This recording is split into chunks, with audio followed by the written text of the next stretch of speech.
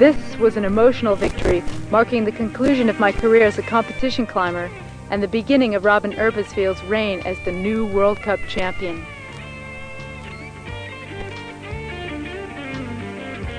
In the aftermath of my competition career, I felt a renewed sense of freedom and spirit towards climbing. What I wanted most of all was to pursue rock climbing in the beautiful natural environment. One challenge that had long been lingering in the back of my mind came to surface: to try free climbing the nose route on El Capitan. This route was first climbed by Warren Harding along with several friends in 1958. This ascent required 45 days of effort spread out over 18 months. A total of 675 pitons and 125 bolts were used on this landmark ascent. It took 2 years before the nose route was repeated by another team of climbers. Tom Frost, Joe Fitchen, and Royal Robbins made a remarkably fast alpine-style ascent. Oh, shit. In the 35 years since this route was first climbed, the style of ascent evolved as the equipment improved. These advancements in equipment led to the development of a more gymnastic style called free climbing. Rather than using the aid of equipment to ascend the rock face, the objective was to climb up using only the natural features of the rock.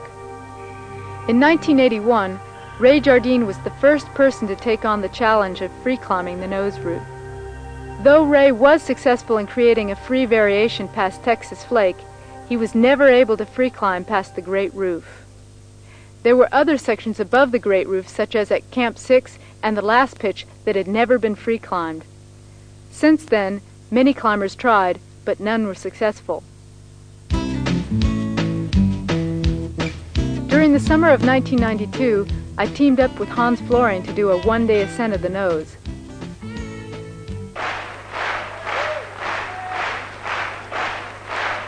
A world champion speed climber, Hans is also famous for his record 4-hour and 22-minute ascent of the nose route with Peter Croft.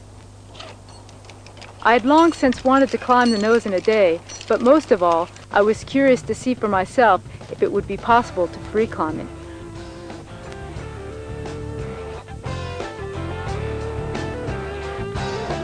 In order to move as quickly as possible, we climbed simultaneously on some of the straightforward crack sections.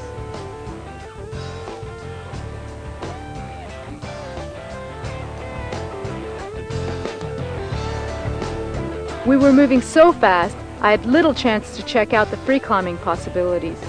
Using aid climbing techniques, our ascent took only 8 hours and 15 minutes. It was satisfying to cover so much ground in a day, but what intrigued me the most was the challenge of free climbing this route.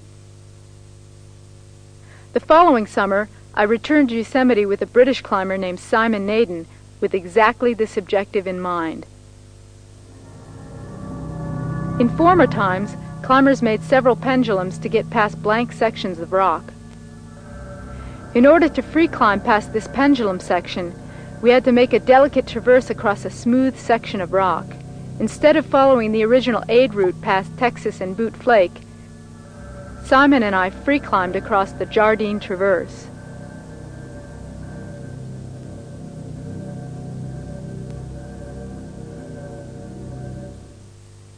This eliminated the notorious King Swing pendulum located 1,500 feet above the ground.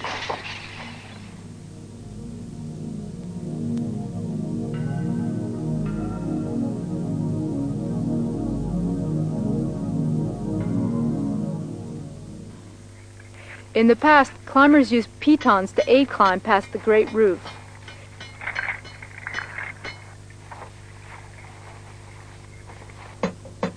Even aid climbing up this steep, thin crack was considered an intimidating feat. The Great Roof was one of the last sections that had never been free climbed. Though having small fingers was an advantage, I was only barely able to free climb it on my last try of the day. Though I was happy to have made the first free ascent of the Great Roof, there was one more section above Camp 6 that had never been free climbed. The original route followed up this shallow dihedral with the aid of pitons hammered into the thin crack.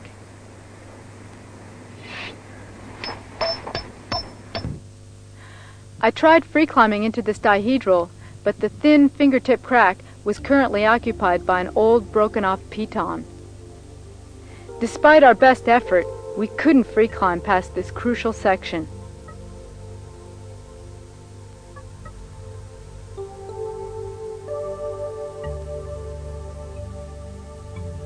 The following week, Simon flew home, and I gave it another try with Brooke Sandel. Our strategy was to hike to the summit of El Capitan and descend directly to the most critical section above Camp 6. Brooke tried a variation on the face to the right, but the holds were so small and sparse he was never able to free climb across this section. I chose to focus my efforts on free climbing the original aid line. After removing the old piton in the dihedral, I engaged in the process of exploring unusual techniques and body positions that I had rarely, if ever, encountered on any other route.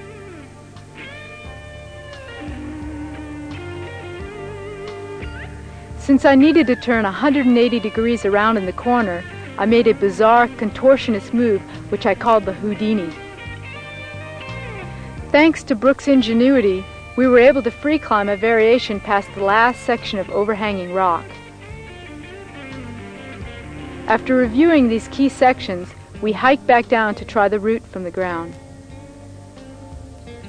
On September 16, 1993, Brooke and I reached the summit after having succeeded on the first free ascent of the nose. After returning to France and digesting my experience, I began to consider an even greater challenge. To free climb the nose in a day, in one push from the ground, would be a free climbing marathon and the most demanding challenge I'd ever attempted. To meet this objective, I would need to be in the shape of my life. I began my training cycle in early spring. I increased my endurance on the rock by climbing as many routes as possible. Throughout the months of preparation, I practiced an attitude of acceptance. No matter what the situation, I made an effort to remain patient and relaxed each step of the way. The Verdun Gorge was an ideal area because of its long, physically demanding routes.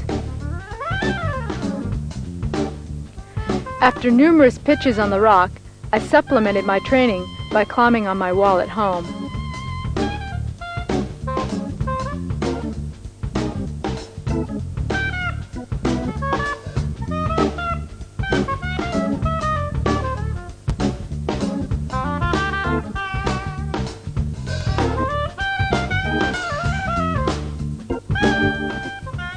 After over 5 months of training, I was ready to begin my journey.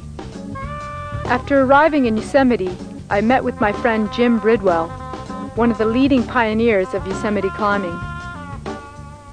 In 1975, he did the first one-day ascent of the nose route with John Long and Billy Westbay.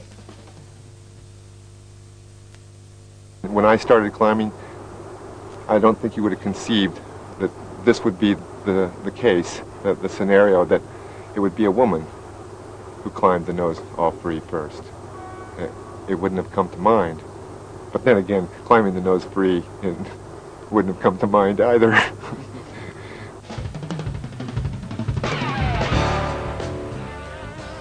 Our strategy was to film the key sections of the route, while at the same time I could practice the moves.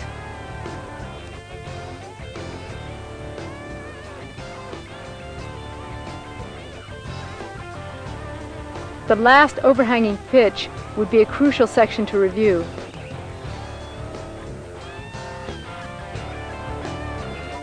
After nearly 3,000 feet of climbing, I knew I would be tired.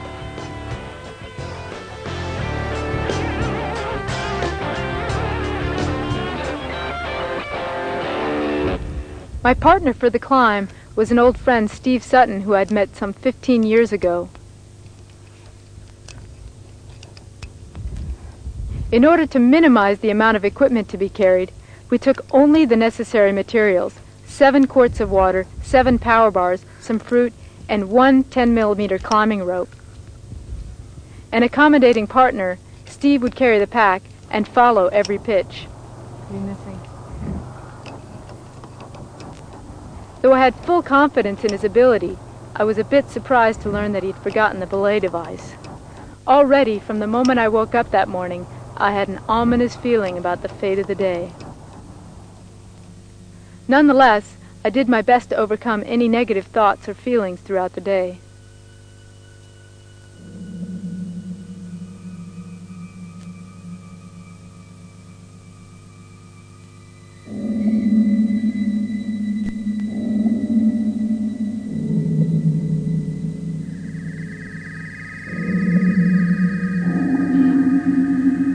After 2,000 feet of climbing, I arrived below the great roof.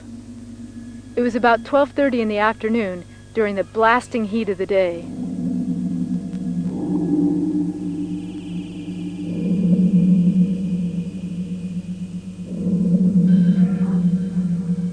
I was exhausted, and the intense heat of the midday sun had all but drained my energy. My hopes and dreams of free climbing the nose in a day faded rapidly as I spent the next 5.5 hours trying to free climb past the great roof. After my 5th failed attempt, I had no more strength. I had no other choice but to abandon my all-free ascent. Mighty bright light. Yeah.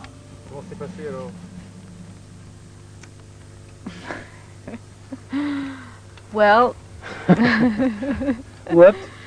yeah, I tried very hard on the Great Roof. I got to almost the last move, crossing under, and each time, well, in the beginning my foot slipped. I made a few errors. I had no chalk, and it was scorching hot. We had very little water. So in between tries, came down to the belay, sat in the sun, and each time I'd go up and I'd try to get some chalk out of my bag, and there was nothing. And my hands were just greasing out of the crack. It was not good planning. A few errors makes a big difference on such a big wall. Despite my disappointment, this was a powerful learning experience. I couldn't give up the effort.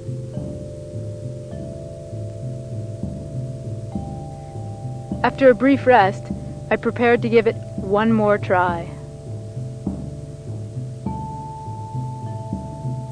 On September 19th, at 10 p.m., I started up the route again. Guided by the invigorating radiance of a full moon, I climbed pitch after pitch through the peaceful hours of the night. By sunrise, I had already climbed nearly 2,000 feet.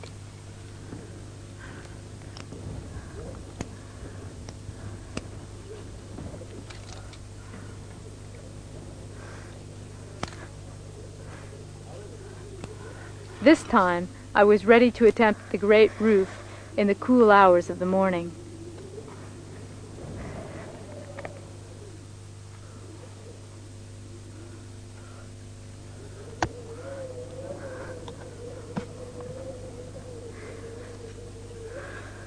As I began the critical section of difficulty, I felt at the limit of my capacity.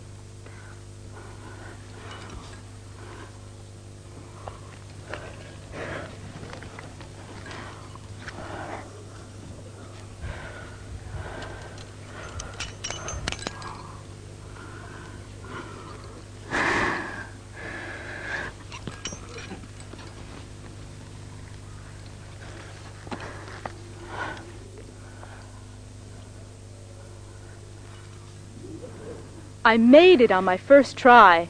Now I had a chance to make my all-free ascent.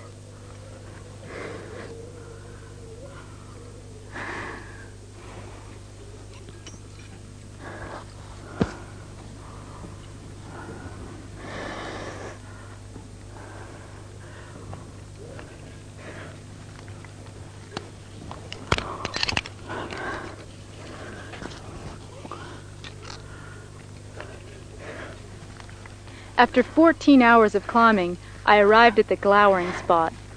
At 12 noon, during the peak heat of the day, I prepared to keep going no matter how hot or tired I felt. When I arrived below the crux section, my protection fell out just as I started to move past it. Fortunately, I found an appropriate spot to place one of my last remaining pieces of gear and continue climbing to the belay.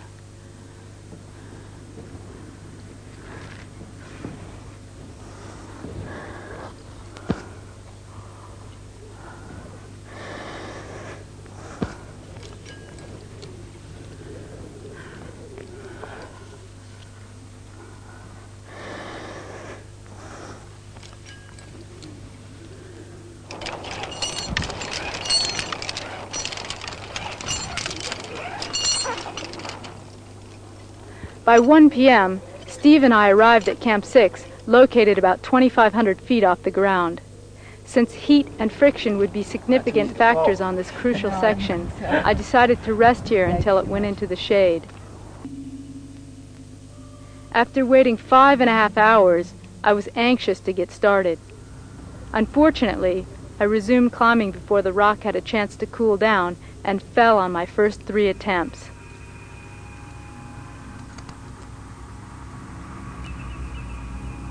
My strength and concentration waning, I thought to myself, this is it.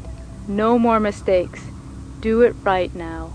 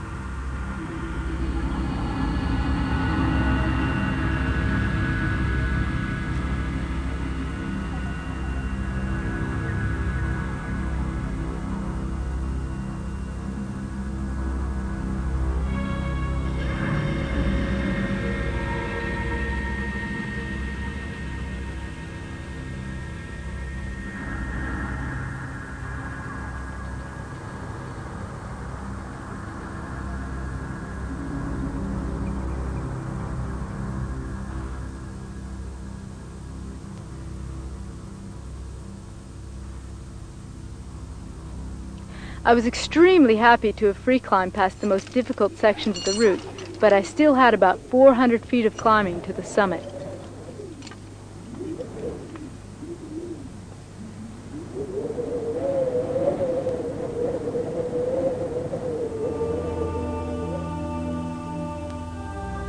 I arrived at the last strenuous section at nightfall. After barely making it past the first overhanging bulge, I felt an alarming sense of fatigue in my arms.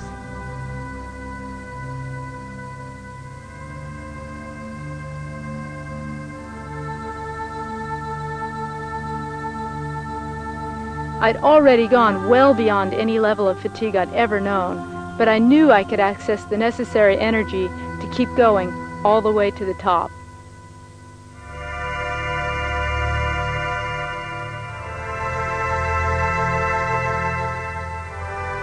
My dream became reality as I made the last few steps to the summit.